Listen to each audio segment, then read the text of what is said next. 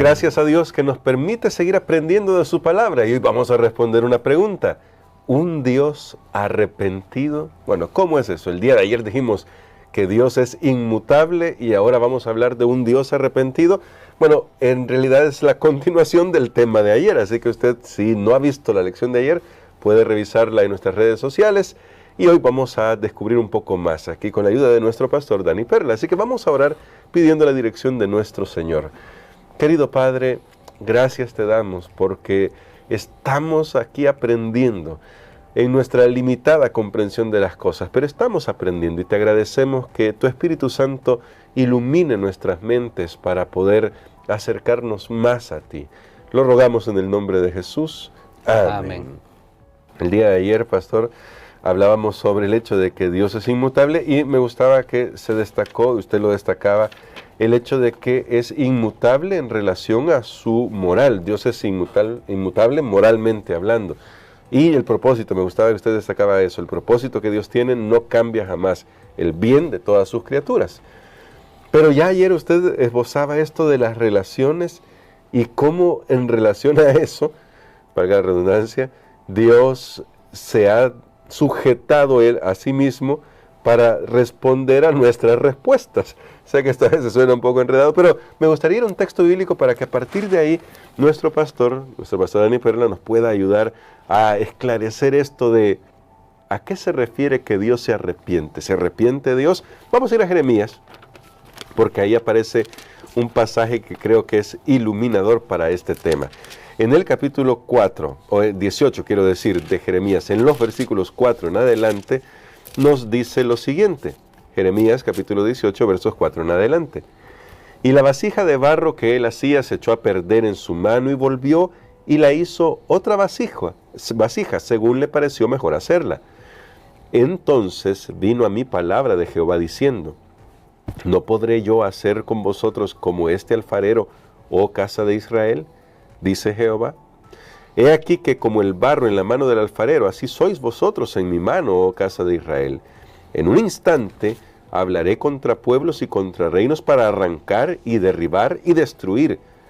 Pero si esos pueblos se convirtieren de su maldad contra la cual hablé, yo me arrepentiré del mal que había pensado hacerles. Y en un instante hablaré de la gente y del reino para edificar y para plantar. Pero si hiciere lo malo delante de mis ojos, no oyendo mi voz, me arrepentiré del bien que había determinado hacerle. ¿Cómo estos textos complementan, pastor, si puedo usar esa palabra, el tema de la inmutabilidad que ya dejábamos ayer, para luego ahora hablar de a qué se refiere este arrepentimiento de Dios?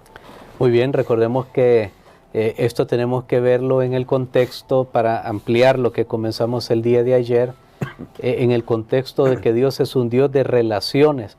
De hecho, hay un pensamiento que si Dios es amor, entonces Dios tiene que relacionarse con otros seres, porque si Dios es amor, pero no hay nadie más a quien amar o mostrarle ese amor, Dios sería amor para Él mismo, sería un amor egoísta, para ponerlo de una manera sencilla. Pero Dios es un Dios de relaciones y entonces sabiendo que Él es sublime y Él es perfecto, Él entra en contacto con criaturas que son menos que perfectas, pero que si Dios no entrara en contacto con sus criaturas, entonces Dios no sería un Dios perfecto. Notemos, un Dios que no se puede relacionar con sus criaturas, no sería un Dios perfecto.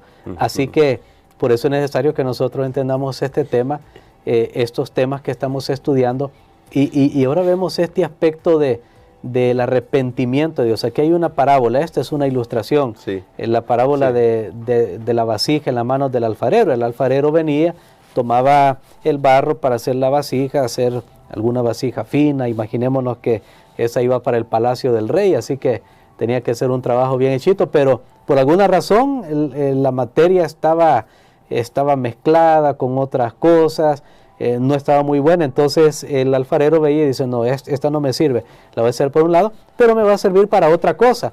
El alfarero cambia el objetivo o el propósito para el cual tenía esa porción de barro.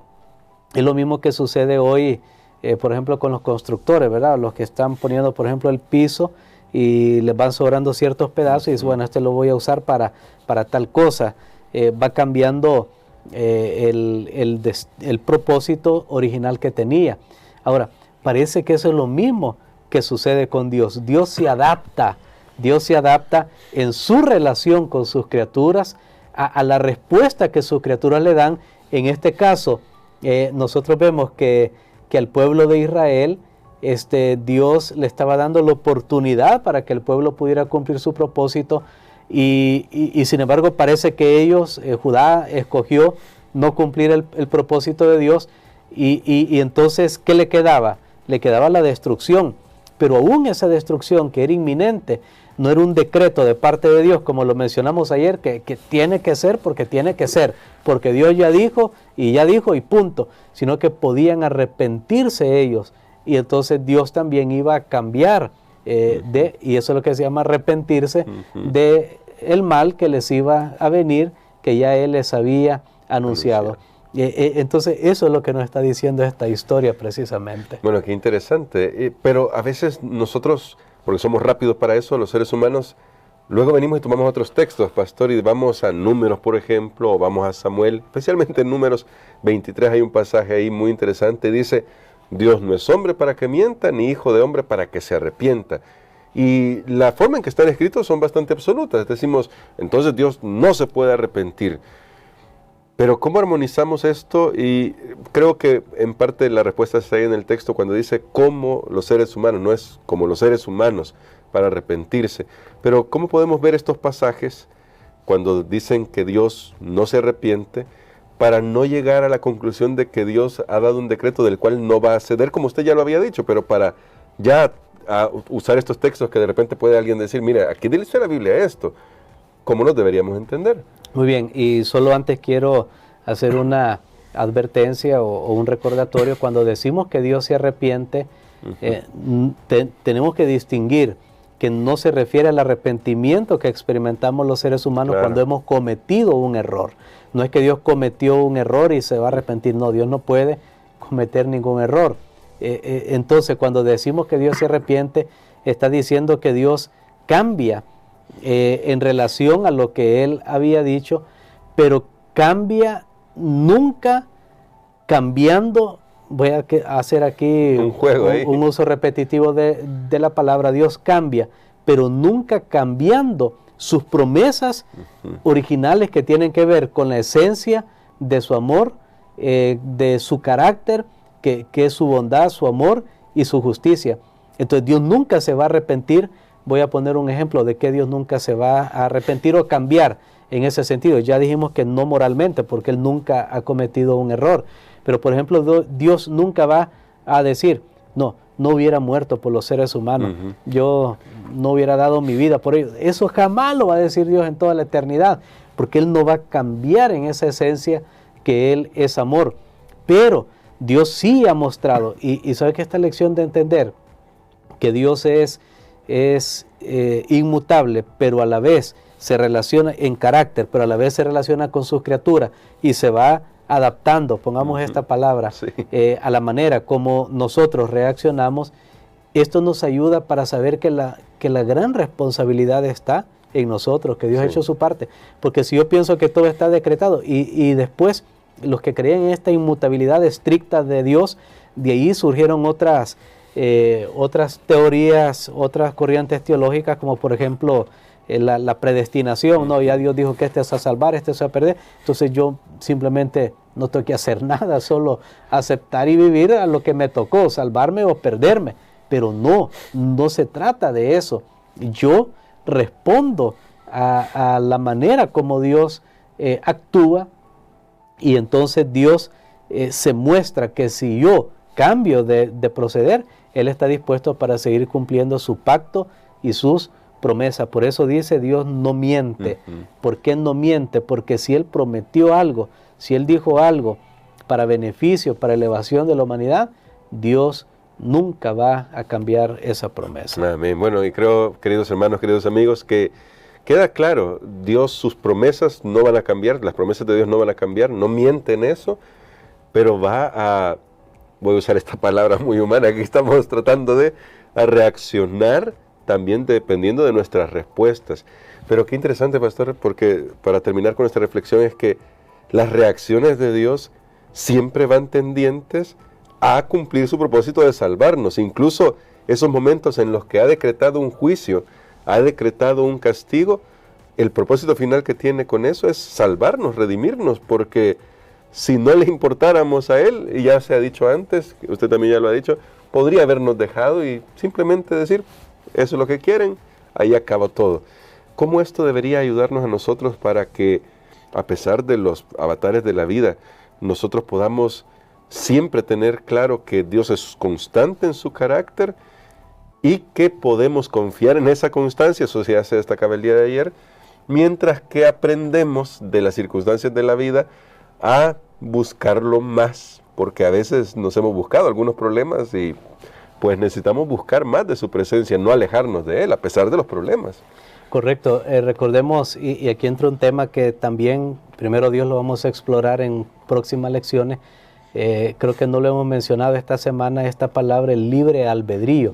Recordemos que Dios nos ha dado libertad para que nosotros podamos decidir, y Él va a respetar esa libertad. Sin embargo, Él va a persuadirnos, va a tratar de convencernos por todos los medios posibles que escojamos el bien.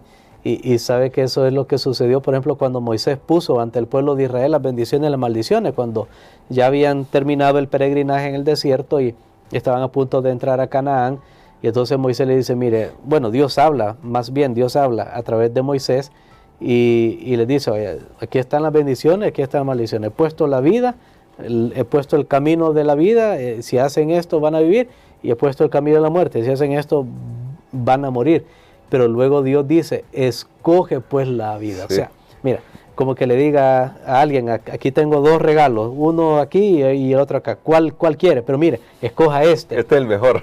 Se le está, o sea, Dios respeta nuestra decisión, pero Él siempre nos va a motivar para que nosotros escojamos el camino correcto. Damos gracias a Dios porque Dios nunca cesa, no se da por vencido en procurar nuestro bien, y podemos estar seguros que si hay un impulso en nuestros corazones de ser salvados, Dios va a lograr cumplir ese propósito en nuestras vidas. Amén. Así que quisiera que orara por nosotros por eso, pastor, porque Dios pueda obrar, no dejar de obrar en nosotros. Recuerden, Él se mantiene fiel, aunque nosotros somos infieles, y que nosotros podamos reconocer que Él siempre ha estado ahí para obrar en nuestro favor, y que al reconocer eso podamos rendirle nuestra vida. Amén. Padre nuestro, gracias te damos, Señor. Gracias porque tú eres ese gran alfarero. Qué paciencia la que has manifestado y has tenido, Señor. Cuántas veces hemos destruido en un solo acto lo bueno que habíamos construido, pero cuántas veces tú has vuelto a comenzar otra vez.